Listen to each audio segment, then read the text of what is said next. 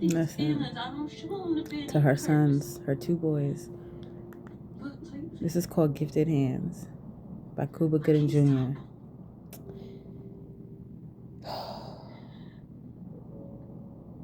I used to think about killing myself.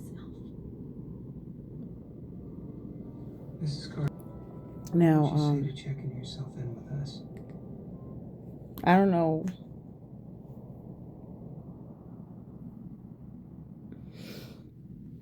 I looked on the road, because this is YouTube. I looked on the road of movies, and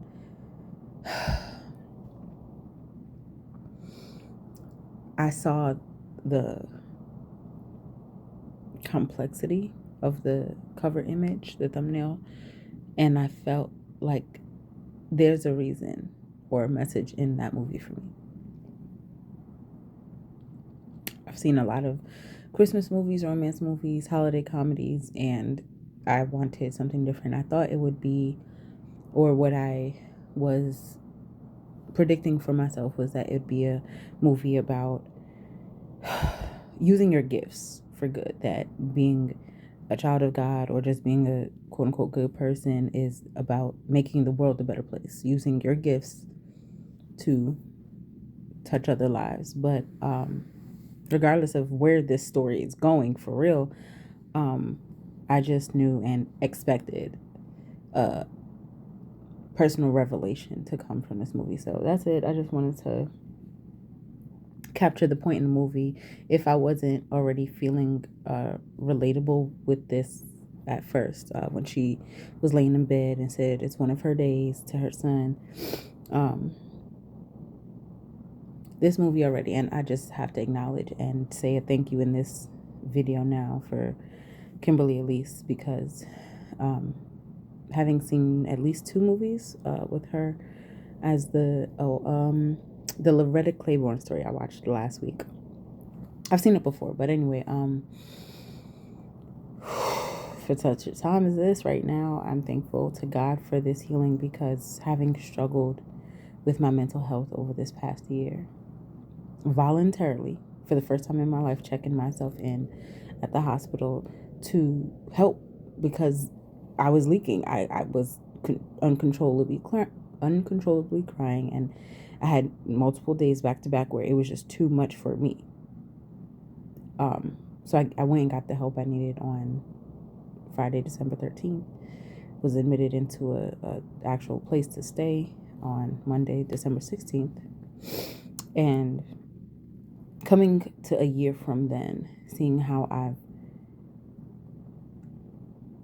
not just worked on, but I've fought for my mental health.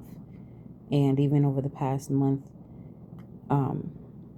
deciding that terminology needs to diversify, because it's not simply mental health and mental illness. It's all mental health, and you can have mental illness and mental wellness.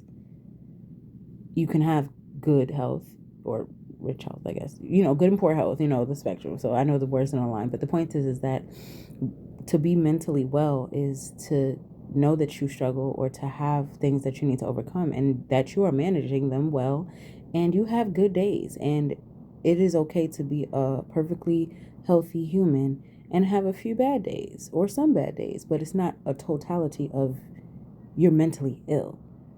Anyway, there are categories. I feel there are chronic disorders that interfere with a person's life, that truly make a person detrimental to themselves and or those around them, due to a break in the brain that is not their fault nor in their control. However, having gone through what I've gone through in the past year, fighting, overcoming depression, anxiety, and seeing my determination through 2025 to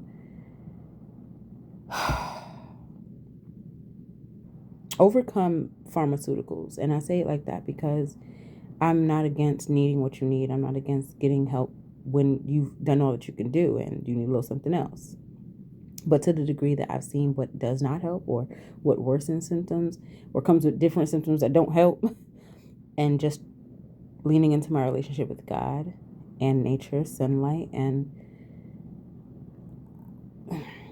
I can't prove it down to a T because there are so many conflating factors, so many conjoining aspects, like when the seasons change from winter, spring, summer. You're out more, you're getting more sunlight, you're more active, the socialization is good. There are factors that are not simply medicate or not medicate.